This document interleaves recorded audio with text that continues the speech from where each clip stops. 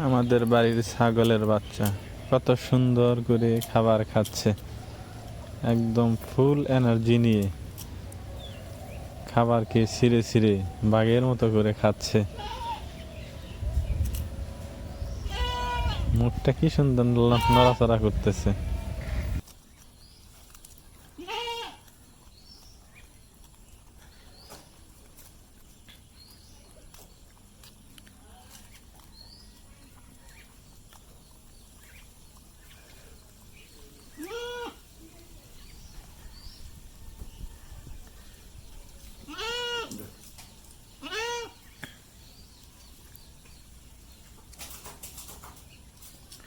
এখন যাচ্ছে মায়ের কাছে খাবার খাওয়ার জন্যে, কিন্তু সুযোগ না পেয়ে ও আবার চলে আসতেছে।